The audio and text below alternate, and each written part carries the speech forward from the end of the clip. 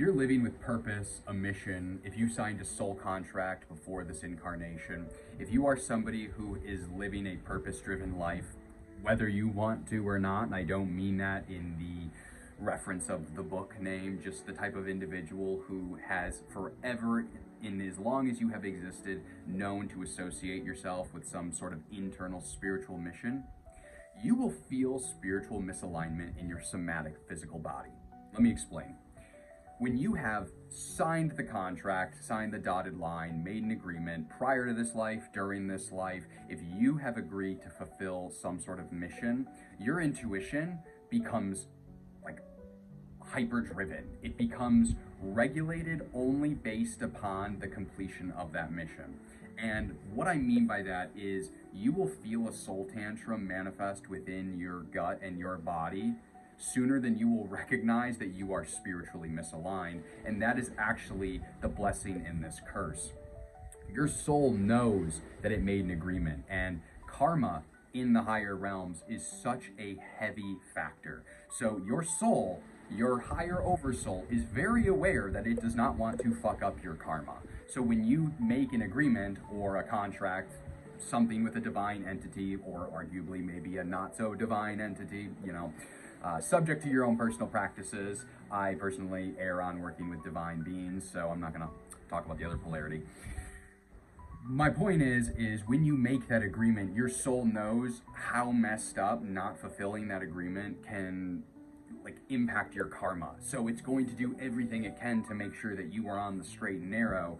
And more often than not, like many who've experienced this, the straight and narrow is a fucking terrifying place to be, because you more than likely have to put trust in the divine, and also put trust in the fact that your external circumstances, first of all, are not permanent, and second of all, are leading you towards some sort of storyline, some narrative that you are supposed to be, supposed to be in and fulfilling.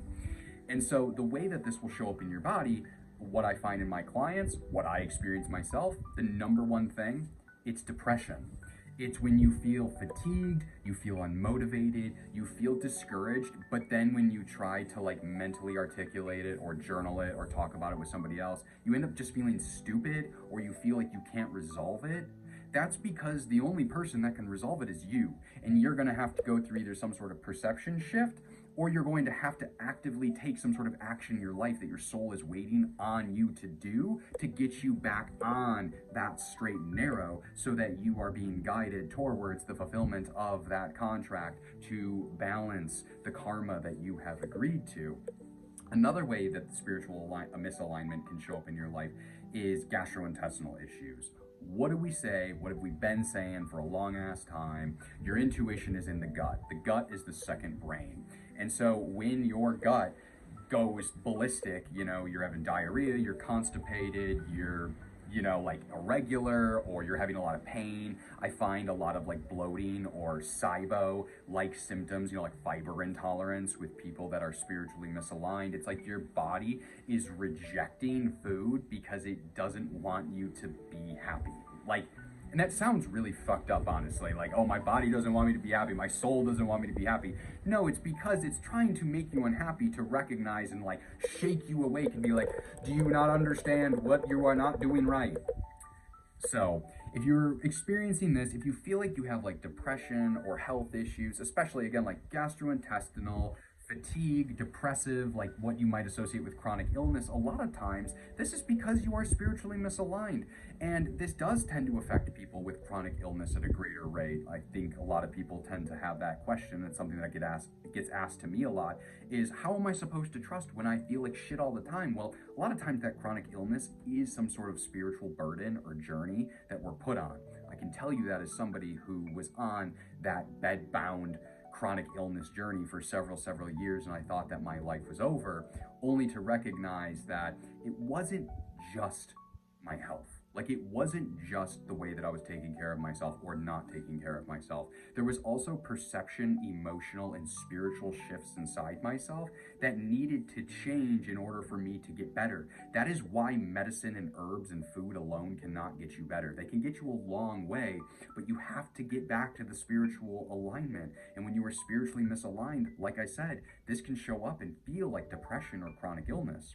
Let me know in the comments how you experience spiritual misalignment.